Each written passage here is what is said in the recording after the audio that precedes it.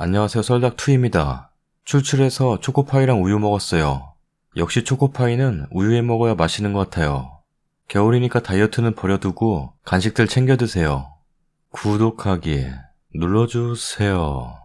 몇 년 전 11월 1일 오후 1시경 8호선 가락시장역에서 당한 일입니다. 천호역 부근에서 일하고 계신 엄마를 뵈러 가는 길이었어요. 집 앞 버스 정류장에서 버스를 타고 가락시장역 부근 정류장에서 내렸죠. 평소에는 머리를 대체로 묶고 다니는 편인데 하필 그날따라 씻고 대충 머리를 말리고 나오는 바람에 머리를 풀고 나왔어요. 또 유독 눈에 띄게 빨간색 코트를 입고 있었는데 그게 화근이 아니었나 생각됩니다. 바람이 몹시 많이 불어서 버스에서 지하철역까지 가는 길이 100m도 채 되지 않는 거리인데도 눈에 먼지가 다 들어갈 정도로 세차게 바람이 불었죠. 그리고는 지하철역 안으로 들어가자마자 흩날린 머리랑 옷매무새 좀 추스리러 화장실에 갔네요. 화장실에 들어서니 여자 한 분이 화장을 고치고 있었고 저는 그때까지 제 머리에 무슨 짓이 일어나는지도 까맣게 모르고 있었어요. 화장실에서 나서서 패스카드를 찍으려고 걸음을 옮기고 있는데 어딘가에서 신나 비슷한 냄새가 나는 거예요.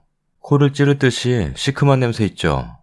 아무 생각 없이 공사 중이라서 그런가 보다 하고는 걷다가 여자들 특유의 손으로 머리 한번 휙 넘기는 행동 아시죠? 저도 손으로 머리를 한번 넘기려고 만졌는데 빗자루처럼 버석버석한 게 만져지는 거예요. 잉? 이상하다 싶어서 화장실로 다시 뛰어들어갔는데 머리를 만져보니 손에 온통 순간접착제 같은 것이 잔뜩 묻어서 제가 만지고 있을 때는 서서히 굳어가는 단계였습니다. 아마도 순간접착제가 맞는 것 같은데 마르고 보니 약간의 페인트가 섞인 것 같이 하얗게 말랐어요. 저는 거의 제정신이 아닌 상태에서 머리를 감듯이 물을 묻혀보고 뻣뻣하게 굳어버린 제 머리카락을 빗어보려고 울먹거리면서 있는데 이건 도저히 감당이 안 되는 거예요. 바로 지하철역 계단을 뛰어 올라가서는 약국을 찾아가 이야기를 했습니다. 혹시 이걸 없애는 방법이 있는지. 제 머리를 보고 한번 놀라더니 만져보고 또 놀라고. 이건 실리콘도 아닌 것 같고 어떻게 해야 할지 모르겠다고 하더라고요. 진짜 하늘이 무너지는 줄 알았습니다. 여자분들 짧은 머리에서 머리 길러보신 분들은 아시겠지만 저 같은 경우엔 특히나 머리가 잘 자라지 않아서 진짜 오래 걸려서 기른 머리였거든요. 눈물이 막 나려고 하는데 옆에서 피로회복제 드시던 한 남자분이 그거 지하철역에서 그런 거 아니에요? 라고 물어보시더라고요. 그래서 네 맞아요 어떻게 하세요? 하니까 저희 여직원도 지하철역에서 그런 일을 당해서 머리를 다 잘라냈어요. 라고 이야기를 해주셨고 지푸라기라도 잡는 심정으로 좀 더 설명해 주시길 바랬는데 괜히 귀찮은 일에 연루되기 싫으셨는지 크게 다른 얘기를 해주지 않으시더군요. 그렇게 방법 없다는 말만 듣고 나와서는 넋이 나가 있다가 불현듯이 미용실로 직행했어요. 제발 머리를 자르지 않게 술을 좀 써달라고 부탁했는데 그때 마침 미용실에 손님이 전혀 없는 상태였고 미용사가 원장 포함 3명 있었는데 일단은 머리를 뜨거운 물에 불려도 보고 기름도 발라보고 콜드크림으로 떡칠도 해보고 별짓 다 했는데 결국엔 본드로 뒤엉켜 굳어버린 머리를 꼬리빗으로 조금씩 빗어가면서 3시간여 동안 떼어냈습니다. 정말 머리가 다 벗겨져 나가는 줄 알았습니다. 어찌나 아픈지. 결국엔 엉킨 머리는 풀었으나 머리카락 한 가닥 한 가닥에 붙어있는 본드는 옛날 석회 아시죠? 석회처럼 더덕더덕 붙어서 한동안은 머리 내놓고 다니지도 못하게 생겼네요. 못 떼어냈으면 커트로 잘랐어야 할 상태였으니 이렇게 떼어낼 수 있었던 것만으로도 감사해야 할 따름. 미용실에서 10만원 달라는데 돈도 없고 신랑에게 폰뱅킹으로 넣어달라고 했는데 이런저런 얘기를 하는 중 남편과도 크게 다투었습니다. 나도 바빠 죽겠는데 2번이나 전화해서 징징거리네. 거기다 돈까지 넣어달라고 하냐? 라면서 신경질을 확 내더니 전화를 끊어버리더라고요. 입금은 해줘서 집으로 돌아왔지만 생돈 10만원 버리고 남편과도 싸우고 머리는 머리대로 아프기도 하고 모양새도 그렇고 이 일로 네이버 검색창에 검색해보니 저와 같은 일을 당한 분이 몇 년 전에 글을 올려놓은 게 있어서 혹여 상습범의 의도적인 소행인가 싶어 제2의 피해자가 나오지 않도록 이렇게 글을 올리네요. 만약 저와 같은 봉변을 당하신 분이 계시면 글 남겨주세요. 뒤쪽 머리는 제대로 드라이를 못해서 정돈이 잘 안되었지만 잘 자라지도 않는 소중한 제 머리입니다. 잡히면 정말 가만 안 둘 생각이에요. 정신적인 충격과 스트레스로 피해가 이만저만이 아니에요. 혹시라도 제가 어딘가에서 묻혀온 게 아닐까 생각해봤으나 코트에는 전혀 묻지 않고 머리에만 그것도 딱 오른쪽 중간부터 끝부분까지만 묻어있어요. 지하철역에 가서 따져보기도 했으나 확인해본 결과 수상 적은 사람도 못 봤다고 하고 공사 중인 부분도 없다고 하니까 그저 제2의 피해자가 생기지 않게 주의 좀 부탁한다고 이야기하고 왔네요. 저와 같은 일을 당하신 분이 더 계신다고 하니 이번 일은 의도적으로 누군가가 저지른 범행인 것 같네요. 경찰에 신고해볼까 하다가 물증도 없어서 참. 전 이번 일 겪고 나서 주변 사람들 손을 유심히 보는 습관이 생겼어요. 원한 살 일 한 적 없으니 그저 운이 나쁘게 당했다고 생각할 수밖에 없는 것 같아요. 그리고 제 얼굴에 대해 이야기하시는 분들 많으신데 전 그냥 평범한 외모예요. 댓글입니다. 대놓고 걸어다니기도 무서운 세상이다. 거기서 화낸 신랑이 이상하네. 이런 이쁜 마누라한테 뭐라 하는 신랑은 뭐야? 보기 귀여워서. 저도 똑같은 일 겪었어요. 전에 잠실역에서요. 저도 가락동 집에서 버스 타고 잠실역에서 내려서 한 200m 걸어오고 바로 플랫폼에서 한 5분간 지하철 기다리다 탔는데 어디서인지는 확실히 모르겠지만 아무튼 잠실역이었어요. 열차 타고 자리에 앉아서 머리 묶으려고 하다가 손에 끈적거리는 물 같은 이상한 게 묻어 있어서 보니까 딱 순간 접착제인 거예요. 불행 중 다행으로 냄새도 안 나고 하얗게 굳지도 않았지만 나중에 집에 와서 머리 다 잘라냈어요. 입고 있던 베베 자켓에도 튀어서 중간중간이 다 굳어버렸고요. 세탁도 불가할 것 같아요. 이걸 어떻게 해야 하나? 지하철 CCTV를 뒤져봐야 하나? 경찰에 신고해야 하나? 별 생각 다 들었는데 뭐 누가 그랬단 증거도 없고 어디서 당했는지도 확실히 모르겠고 해서 그냥 재수없었던 셈 치고 말려버렸는데 저랑 똑같은 케이스가 있다니 정말 같은 놈인지 년인지의 소행인 것 같네요. 이걸 어째야 해? 그리고 리플 보니 머리 긴데 흩날리니 그런 거 아닌가 라는 분 계신데 제 머리는 짧은 편이에요. 귀 바로 밑 단발 길이. 근데 머리 감고 완전히 말리지 못해서 조금 젖어있긴 했거든요. 혹시 젖어있는 머리에만 집중 공격하는 이상한 성향인가? 글 읽다가 너무 소름 돋아서 글을 씁니다. 가락시장역이라니 위치도 가깝고 아무래도 똑같은 놈 소행인 듯 하네요. 저도 잠실역에서 당했습니다. 제가 숱이 많은 편이라 저도 까맣게 모르고 있었는데 친구들 만나고 잠실역에서 지하철을 기다리고 있었는데 저도 아무 생각 없이 뒷머리를 만져보니 뒷머리가 온통 강력 접착제로 범벅이 되어 있더군요. 그때는 시간도 늦고 어쩔 수가 없어서 집에 와서 트리트먼트를 쏟아 붓듯이 해서 빗질을 해도 머리가 반쯤은 뽑혀나갔어요. 중간에 뚝뚝 끊기면서. 저는 그때까지 제가 친구들과 있던 빵가게가 리모델링을 해서 거기 의자에서만 묻은 줄 알았어요. 근데 다음날 날 밟자마자 불이 나게 미용실로 가보니 언니들도 놀라면서 의자에서 묻은 거면 이렇게 뿌리 속까지 묻을 수가 없다고 하더군요. 저는 원래 잘 알던 원장님이라 손으로 일일이 다 떼어주시긴 했는데 많던 머리숱이 반으로 줄었습니다. 그리고 저도 머리가 길어요. 한 허리 조금 못 올 정도? 어떤 놈인지 진짜 가만 안 두고 싶은 심정이에요. 잠실 쪽이나 송파에 계시는 분들 지하철 기다릴 때 조심하세요. 아무래도 이북은 지하철역을 돌아다니면서 똘끼를 부리는 것 같은데 맘 같아선 그놈 잡아다 딱 제 앞에 놓고 얼굴에 접착제를 부어버리고 싶습니다. 조심합시다 다들. 글 보고 깜짝 놀랐어요. 제 친구도 5호선 아차산역에서 똑같은 일을 당했어요. 퇴근 시간이라 한 7시쯤이었는데 전철 타려고 계단 끝까지 내려왔을 때였대요. 전철 들어올 때 바람이 휙 날릴 때 있잖아요. 그때 고개를 약간 내렸을 때 순간 누가 휙 하고 뭘 뿌리는 느낌이 났더래요. 근데 다행히 뭐가 이상해서 순간 고개를 옆으로 돌려서 얼굴에는 묻지 않고 머리 뒤통수에 맞았다고 하네요. 강력 본드. 너무 놀라고 눈도 따갑고 해서 범인을 못 봤대요. 이상한 게 퇴근 시간이라 사람도 많았을 텐데 얘가 놀라고 무섭고 해서 그냥 바로 전철에서 나와버렸대요. 그러고는 미용실 갔는데 이런 건 물로 안 된다고 매직할 때 쓰는 기구 있잖아요. 그걸로 본드를 녹여서 빗으로 다 떼었대요. 장장 4시간을 그렇게. 그런데 가락시장하고 아차산 멀지 않은 거리인데 동일본 같아요. 지금 친구한테 전화해보니 똑같이 11월 1일에 당했네요. 가락시장에서 님한테 뿌리고 아차산역에 와서 친구한테 뿌린 듯 합니다. 이놈은 꼭 잡아야 합니다. 정말 무서워서 걸어다니지도 못하겠어요. 다음 사연입니다. 연애 10년 차. 대박. 올해 결혼하려다 요즘 시국 때문에 미루고 내년에 결혼 예정인데요. 남자친구 코골이가 너무 심해요.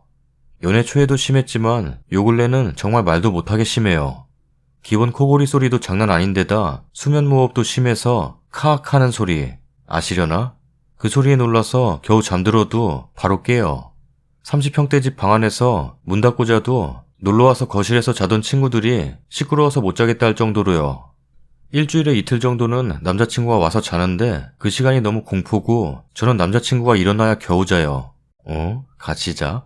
근데 제가 자기 코골이 때문에 못 자는 걸 본인이 너무 스트레스 받아 하고 병원을 가보려도 안 가고요. 죽겠는 사람은 전데 본인이 스트레스 받아 하니 이해가 가다가도 어이도 없고 그저 저만 예민한 사람이 되니까 스트레스 받아 미치겠고 이젠 얼굴도 보기 싫어요. 패치, 코골이 방지기구 등 다 사용해봐도 소용없고 귀마개를 끼고 자도 소용없어요. 잠은 또 10시간 이상씩 자요. 베개에 머리 붙이면 바로 잠드는데 그것도 꼴보기 싫어요. 같이 살 생각하니 앞이 캄캄하고 결혼할 엄두가 안 나요. 자는 거 보면 정말 코 한 대 세게 때리고 싶어요. 요즘은 사람 자체가 꼴보기 싫어져요. 감정이 코골이 때문에 식을 수도 있나 싶은데 진짜 식네요. 댓글입니다. 본인이 스트레스 받는다는 거 말로만 그러는 거예요. 진짜 스트레스 받고 미안하면 병원 갔지. 병원 가기는 귀찮고 자기는 피해보는 거 없으니까 그냥 넘어가려는 거예요. 코골이보다 인성이 더 문제입니다. 본인은 피해보는 게 없으니까 병원 안 간다는 거겠죠. 애 태어나면 더 지옥일 텐데. 먹는 것만큼 충분한 수면의 질이 중요한데 어찌 같이 살까요? 남친이 치료를 위해 적극적으로 노력하지 않는다면 헤어지는 게 맞는 것 같네요. 맞는 것 같네요? 맞는 것 같네요. 10년 동안 여행도 가고 외박도 하고 그랬을 텐데 어떻게 버텼지? 그냥 수술 안 하면 결혼 안 한다고 하세요. 진짜 잠 못 자면 몸도 망가지고 되는 일이 없습니다. 다른 분들만처럼 본인은 하나도 스트레스 안 받고 있어요. 쓰니한테 미안했음 진작에 병원 갔죠. 아나 무인이네요. 사람이 수면이 얼마나 중요한 건데 지만 편히 자다니. 병원 가서 검사 받고 수술 안 하면 헤어지겠다 하세요. 상대방에 대한 배려심 너무 없어요. 한평생 그렇게 어떻게 살아요? 임신에서도 내내 수면 부족일 거고 출산에서도 문제일 것 같아요. 그리고 수술하고 고친다 해도 남자분 마인드가 별로인 듯요. 저희 남편이랑 비슷한 것 같은데요. 신랑은 코골이가 심하고 저는 귀가 예민한 편이라 연애 때 외박이라도 하려 치면 한 명은 안 자는 수준으로. 그러다 결혼하면서 병원 갔더니 수술해도 완치는 어렵다고 양압기 사용 권하길래 매일 밤 코에 차고 자요. 양압기 찬 첫날이 신세계였어요. 양압기가 뭐지? 어찌나 고요하던지. 남친분한테 적극적으로 어필해서 병원 진료 한번 받아보시길 추천해요. 다음 사연입니다. 이건 좋아요보다 싫어요가 훨씬 많은 사연이에요. 30 초반, 아직은 미혼입니다. 5명이서 단톡을 주고받는데 저만 빼고 다 결혼했어요. 이 글의 주인공을 방순이라고 부를게요. 방순이는 남편이 자영업을 하고 전업주부예요. 아이는 4살 먹은 남자아이인데 아이 낳고 몸이 극도로 쇠약해져서 하루 중 반나절을 거의 병원이나 한의원 다니느라 바빠요. 아이는 어린이집 보내거나 친정엄마가 봐주시거나 이런 식인데 자기 자식도 못 얻고 다닐 정도로 허리나 손목도 너무 안 좋아서 이 시국에 어린이집 보내는 걸로 방순이를 뭐라고 하는 친구들은 아무도 없어요. 저는 꽤 오래 사귄 남자친구는 있지만 그 친구나 저나 서로 아이 생각이 없고 아직은 일을 하는 게 더 좋아서 결혼도 미루고 있습니다. 이미 제 명의로 된 소형 아파트도 소유하고 있고 지금 연봉도 너무 마음에 들어요.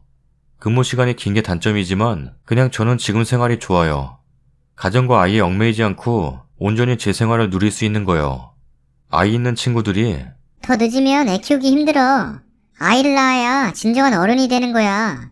돈만 쫓다 살면 남자고 뭐고 다 잃는다. 그러다 나이만 먹고 노처녀 된다.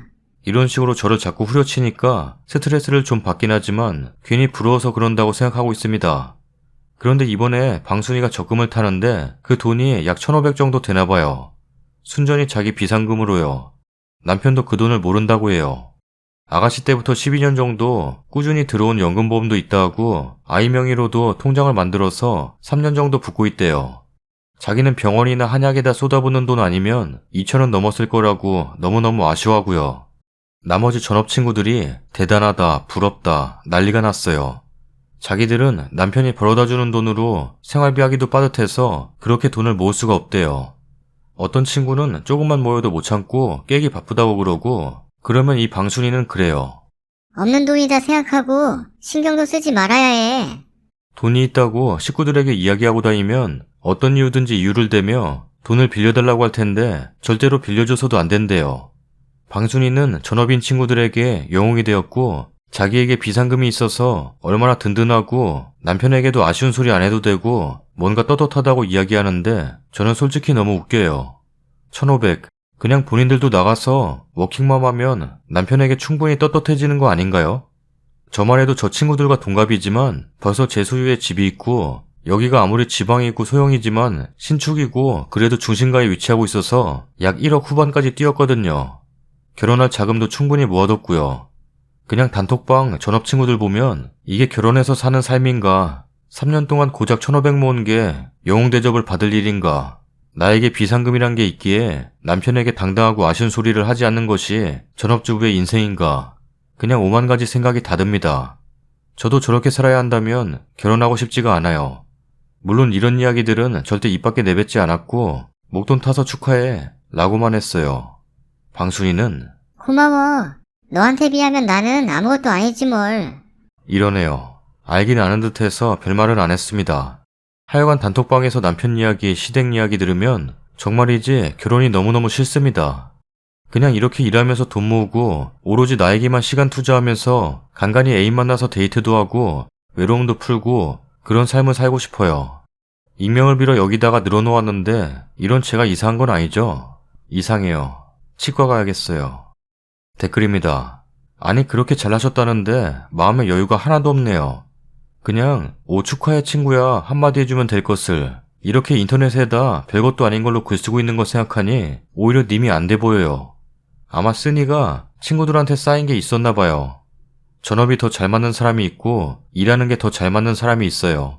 명품으로 휘감아야 행복한 사람이 있고 좋은 걸 더 싸게 사는 게 행복한 사람이 있죠.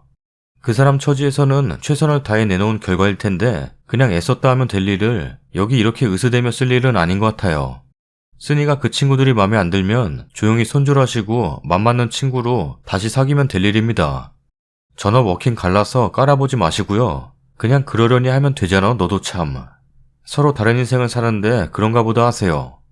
님은 돈과 자유를 선택했고 친구는 님이 중요하게 여기는 것들보다 가정이라는 것에 가치를 두고 선택했고 혼자 사는 님의 1억 5천보다 친구는 남편과 아이랑 사는 인생에서 1500이 더 가치 있다고 생각하겠죠. 우리 집 작년에 1500 모았어도 아니고 혼자 비상금으로 1500이면 많이 모은 것 같은데?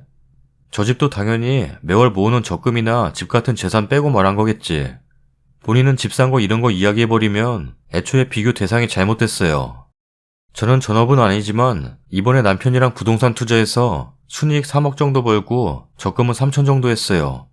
근데 친구들한테는 저 용돈 200만 원 모인 거 있어서 그걸로 뭐 산다 이런 이야기나 하지 우리 집 자산 불어난 이야기는 안 해요.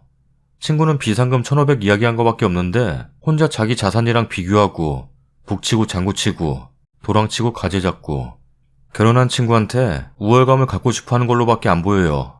그리고 솔직히 전업이 비상금으로만 1500 모을 정도면 그 집 남편 돈 엄청 잘 벌 가능성 높아요. 결혼 안 하면 되지 뭔 말이 많나. 네 선택 밀고 나가. 결혼 후려치지 말고. 결혼은 어쩔 수 없이 희생해야 하는 건데 일도 손해보기 싫고 가족한테 드는 돈이 어떤 건지 그 돈을 빼고 돈 모으기 얼마나 어려운데 그걸 또 후려쳐. 그냥 싱글 친구 만나세요. 서로에게 독이다. 몸 아파서 한의원 다니는 거 알면서 맞벌이 하라니. 그리고 자기보다 못하다고 생각하는 애가 자기보다 못 버는 돈으로 행복해하는 게 못마땅한 거 보니 속이 꼬일 대로 꼬였구만. 지금은 친구들이 모를지 몰라도 그 인성 결국 드러나게 되어 있다. 썰닭입니다. 첫 번째 사연은 내가 당했다고 생각하면 정말 생각만 해도 짜증이 나네요. 정신 나간 놈 소행인 듯해요. 두 번째 사연 코골이. 저는 같이 못 자요. 시끄러운 거 딱 질색이라. 친구들이랑 놀러 가거나 해서 같이 잘 때 코 고는 친구 있으면 잠 못 자겠더라고요. 세 번째 사연은 뭐 쓰니 이상해요. 치과 가세요. 썰닥2예요 썰닥2 썰닥2예요 썰닥2 구독하기 눌러주세요. 구독 안 누른 사람 없겠지? 있겠지. 없겠지. 구독하기 눌러주세요. 싫어요 누른 사람 누구냐? 정체를 밝혀라. 구독하기 눌러주세요.